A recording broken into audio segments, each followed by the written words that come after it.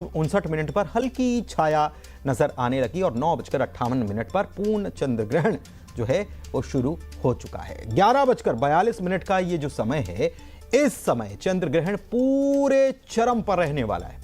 और ये जो खगोलीय घटना है ये अहम इसलिए भी है क्योंकि बहुत सारे शोधकर्ता जो हैं वो ऐसे मौके का इंतजार करते हैं लंबे समय तक, तब जाकर ऐसे मौके मिलते हैं तो शोध भी किया जाएगा। कई सारे शोध किए जाते हैं, खास तौर पर भौतिकी के जो छात्र हैं या एस्ट्रोनॉमी जो समझते हैं उनके लिए भी बहुत अहम मौका है। हमारे साथ रमाकांत हमारे सहयोगी जुड़े हुए हैं भोपाल से। सीधे उनके पास चलते हैं और उनसे समझते हैं कि वहाँ पर क्या तस्वीरें हैं। वहाँ पर वैसे तो लोग बचते हैं ग्रहण काल में बाहर निकलने से या जब ग्रहण होता है, लेकिन इस बीच आपसे ये समझना चाह रहे हैं कि क्या कुछ ऐसे भी छात्र हैं या कुछ ऐसी व्यवस्थाएं की गई हैं जो इस ग्रहण को लोग देख पाएं?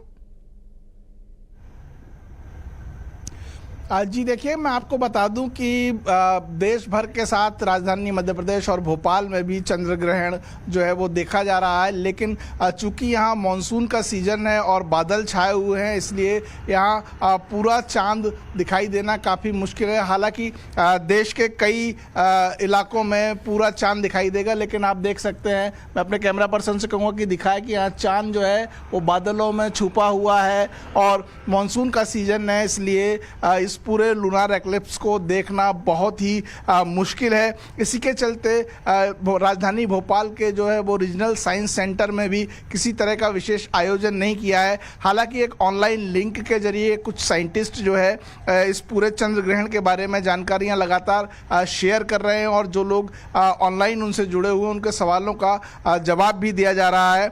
लेकिन चूंकि देश के अलावा दुनिया के तमाम इलाकों में ये चंद्र ग्रहण देखा जा रहा है जो एक पूर्ण चंद्र ग्रहण है और जुलाई 2018 के बाद सामने आने वाला सबसे लंबे समय तक आसमान में दिखाई देने वाली घटना है। लगभग 3.5 घंटे तक ये चंद्र ग्रहण आसमान में दिखाई देगा और आज की रात जो है वो चांद का रंग भी ब्लडी मून जिसको कहते हैं, हल्का गहरा नारंगी कलर का हो जाता है। और इस घटना को देखने के लिए साइंटिस्ट भी विशेष तौर पर जुटे हुए हैं और स्टूडेंट्स को ऑनलाइन के जरिए इसलिए उनके सवालों का जवाब दे पा रहे हैं क्योंकि यहाँ मानसून का सीजन है और चांद जो है वो बादलों में छुपा हुआ है। दिखाई नहीं दे रहा, लेकिन ये खगोलीय घटना जो है तो कई सारे साइंटिस्ट जो हैं वो इस मौके को बताते हैं, इस मौके पर बताते हैं छात्रों को, उनके सवालों का जवाब भी दिया जाता है। हमारे साथ उमेश भी हमारे सहयोगी बिलासपुर से जुड़े हुए हैं। वहाँ पर क्या स्थिति है, वहाँ क्या आसमान साफ है या इस ग्रहण को देखने के लिए कुछ लोग उत्सुक हैं? क्योंकि कई लोग तो धार्मिक मान्यता के चलते ऐसा नहीं कर पाते हैं। उमेश बताइए।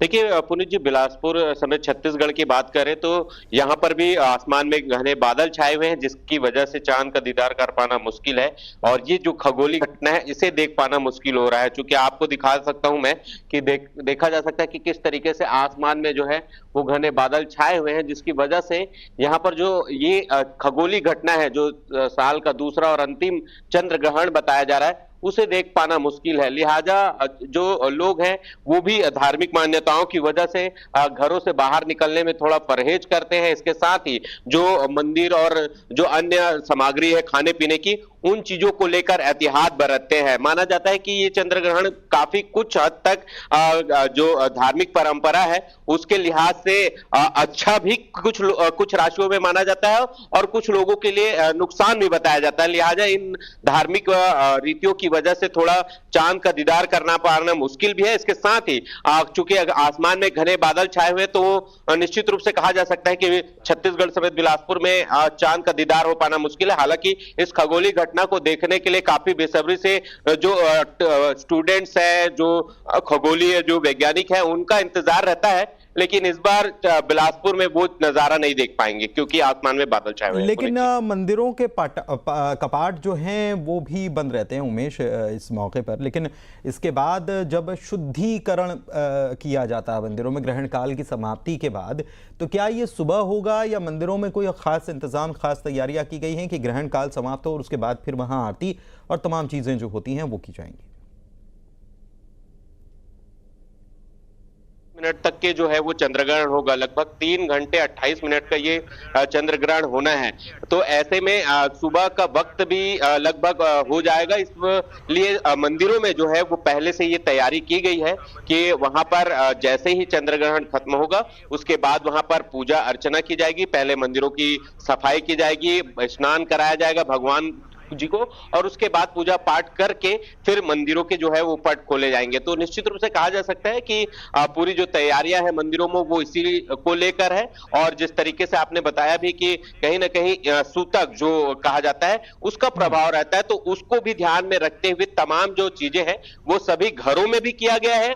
और इसके अलावा जो मंदिर है, जो मंदिरों में भगवान विराजमान है, वहां पर भी पंडितों के द्वारा ये किया गया है। जी ठीक है, बहुत शुक्रिया रमाकांत और उमेश, आप दोनों का इस खबर पर जानकारी देने